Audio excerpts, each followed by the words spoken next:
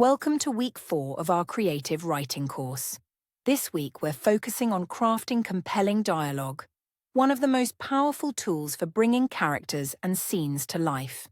Dialogue is more than conversation on the page. It reveals personality, emotion, conflict, and motivation, and it moves the story forward in an engaging way. When dialogue works well, readers don't just read, they hear voices and feel present in the moment. Today we'll explore how to give each character a distinct, natural voice and how to avoid dialogue that sounds flat or repetitive. We'll also look at how dialogue can show relationships and create tension. Here's a question to get us started. Think of a novel you love. Do you remember any lines of dialogue from it, and why? Let's focus on giving your characters a voice that feels genuine, distinct, and engaging. Dialogue isn't just words on a page. It's one of the main ways readers experience who your characters really are. Through the way they speak, what they choose to say, and what they avoid saying, we learn about their personality, mood, background, confidence, and intentions. Dialogue also shows how characters relate to each other, whether they're close, tense, guarded, playful, or in conflict. Strong dialogue creates movement and energy in a scene and helps avoid long blocks of explanation. It gives readers the feeling of being present in the moment, listening in rather than being told. When each character has a slightly different rhythm, vocabulary, and tone, the story feels richer and more believable. This is where characters stop feeling described and start feeling alive. When does dialogue feel engaging or boring to you as a reader? Why does dialogue matter so much? Because it's one of the fastest and most powerful ways to make characters feel real and relatable to a reader. When people speak, we hear their attitude, emotion, confidence, and intention straight away. Dialogue turns abstract characters into living voices. It also breaks up long narrative passages and description, giving the reader a sense of movement and interaction rather than distance. Well-written dialogue adds pace to a scene, creates tension between characters, and allows important information to be delivered naturally through conversation instead of explanation. It can show relationships, conflict, humor, and power dynamics in just a few lines. Do readers enjoy dialogue-heavy scenes? Often yes, because dialogue creates immediacy and momentum, but balance still matters. When does dialogue feel boring? When it has no purpose, no tension, repeats known information, or sounds unnatural. Now there's a golden rule to keep in mind. Every piece of dialogue should serve a purpose. It should either reveal something about the character, advance the plot, increase tension, or deliver necessary information without feeling forced. This keeps your dialogue meaningful and impactful. What should dialogue never be used for? Long information dumps that sound unnatural. If no one would say it out loud, don't put it in dialogue. Can dialogue reveal character without giving information? Yes. Voice, tone, rhythm, and word choice reveal personality. Can dialogue move plot without conflict? Sometimes, but usually some level of disagreement, uncertainty, or agenda is present. It's important to understand that authentic dialogue doesn't mean copying real speech exactly. Real conversations are often messy, repetitive, and unfocused. Story dialogue needs to feel natural but shaped, cutting out filler and rambling to keep the illusion of reality while maintaining clarity and flow. What happens if we write speech exactly as spoken? Too many fillers, repetitions, false starts. It becomes unreadable. What should we cut? Repeated phrases, unnecessary greetings, verbal clutter. When might messy speech be useful?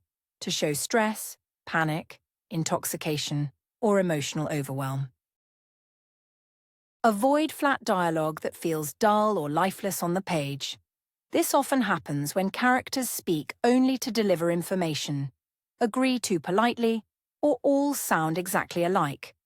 Real conversations include attitude, interruption, and emotional undercurrents. In fiction, dialogue should feel purposeful and textured, not like a report being read aloud. Watch for long information dumps, overly formal wording, and speeches where a character explains everything they feel. Instead of writing, "I am very angry with you because you betrayed my trust," let the anger appear through sharper word choice, shorter sentences, avoidance, or indirect remarks. What makes dialogue sound wooden? Over-formality, identical character voices, stating emotions directly, and long exposition speeches. When dialogue sounds like a lecture, it's usually exposition disguised as conversation. Stronger dialogue implies emotion through tone and phrasing rather than spelling it out. Dialogue is one of the most effective tools for revealing character because voice carries so much hidden information. The way someone speaks can suggest their education level, confidence or insecurity, cultural background, emotional state, attitude, and even their status in a conversation. Two characters can deliver the same message in completely different ways, and the reader will form very different impressions of them.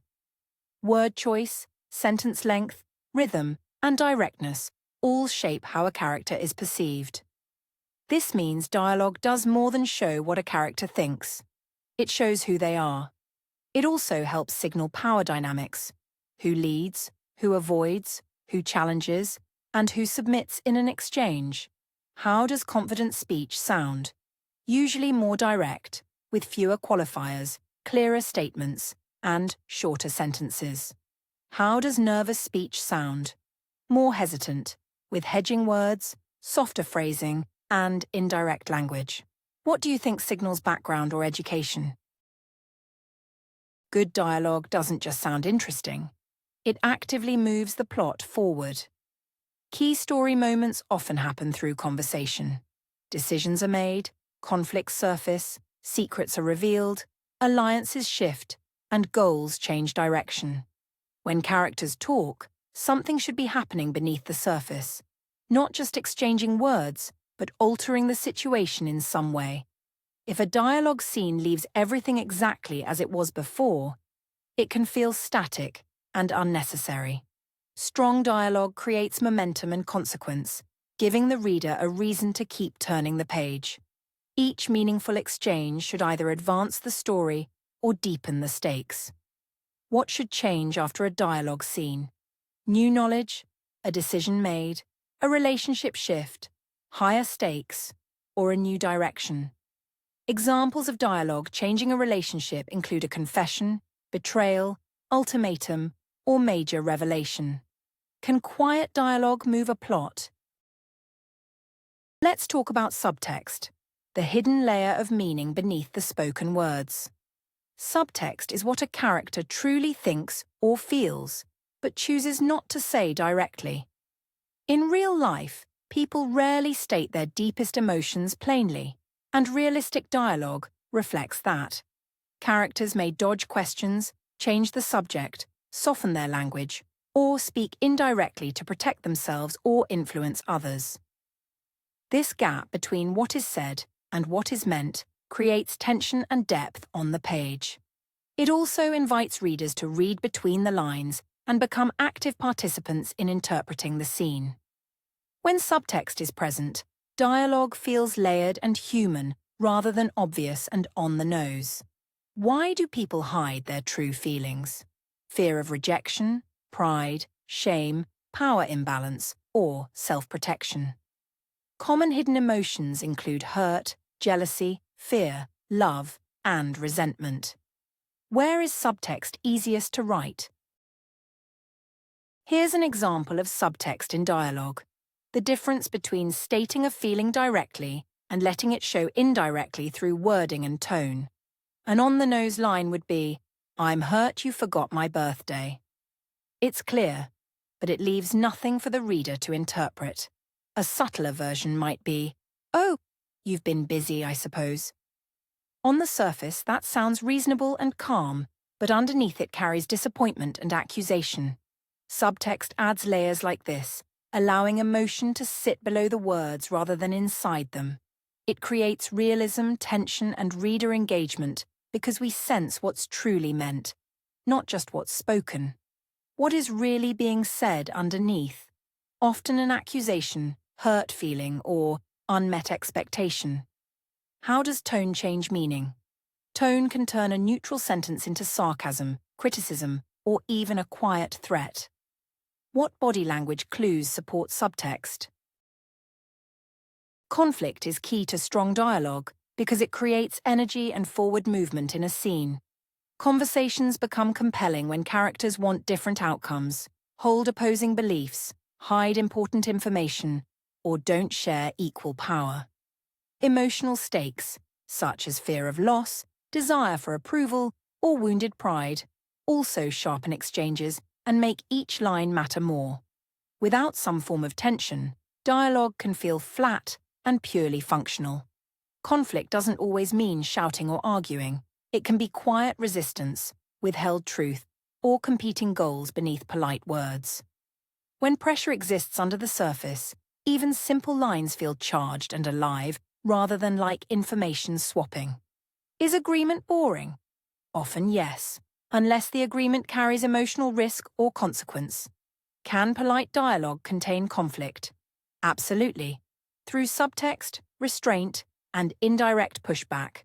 What are some subtle disagreement signals? Keeping dialogue tight is essential because readers quickly lose interest if conversations wander or repeat themselves. Strong dialogue gets to the point and earns its place in the scene. Trim ruthlessly by cutting routine greetings and farewells, removing repeated information, and avoiding lines that over-explain what the reader already understands. Start the conversation at the moment something meaningful is about to be said, and leave once the key shift has happened. This enter late, leave early approach keeps scenes sharp and purposeful. Tight dialogue feels focused and energetic, while loose dialogue feels padded. Every line should either reveal character, add tension, or move the story forward. Otherwise, it can usually be cut. Why cut small talk? It slows pacing and delays story movement. When keep a greeting? When it reveals relationship tone, awkwardness, power balance, or tension. Where does dialogue run too long? Dialogue tags help readers know who is speaking and keep conversations clear and easy to follow. These are short phrases such as she said, he asked, or they replied that attach to quoted speech. They may seem small, but they play an important role in readability, especially when more than two characters are in a scene. Simple tags are usually best because they stay invisible to the reader and don't distract from the words being spoken. Consistency and clarity matter more than variety. If readers ever have to stop and work out who is talking, the flow of the scene breaks. Clean tagging keeps attention on the dialogue itself rather than the mechanics around it. When are action beats better? When emotion, reaction, or physical movement adds meaning to the line. Too many action beats cause problems because they slow pacing and clutter the scene. Do you think readers notice tags? Be cautious with over-fancy dialogue tags such as he exclaimed, she retorted, or they declared.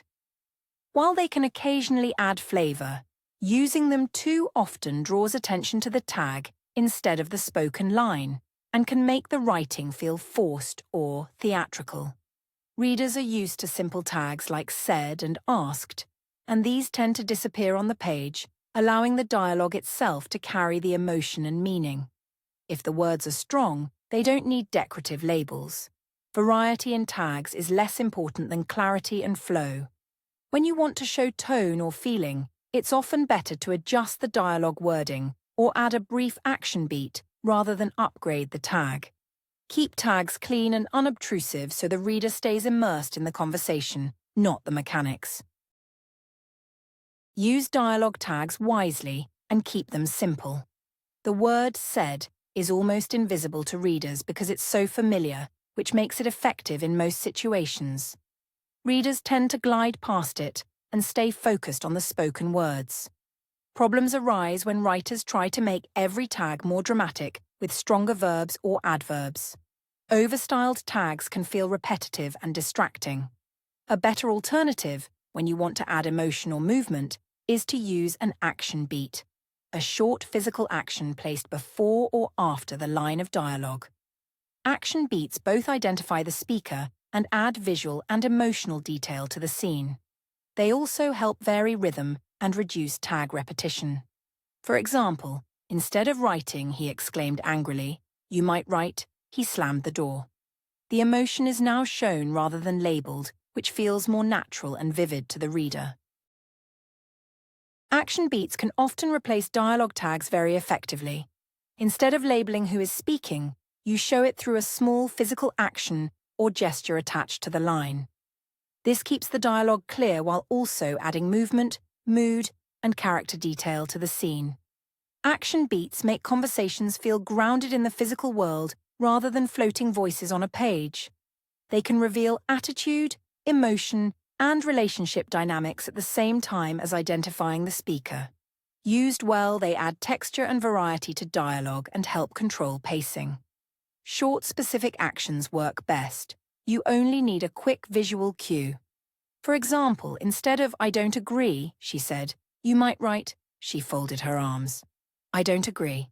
The reader now sees the resistance as well as hears it, which makes the moment more vivid and believable. Reading your dialogue out loud is one of the most effective ways to test whether it truly works. When dialogue is only read silently, your brain often smooths over problems.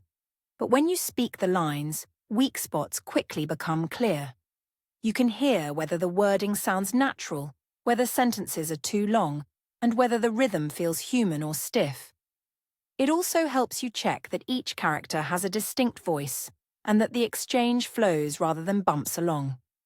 Reading aloud highlights forced phrasing, repeated words, and unnatural sentence patterns. You'll also notice breath and pacing, where a real person would pause, interrupt, or shorten what they say. Many professional writers use this method as a final dialogue check. Question for the group. When you read dialogue out loud, what kinds of problems do you notice first? Now let's put this into practice with a focused writing exercise.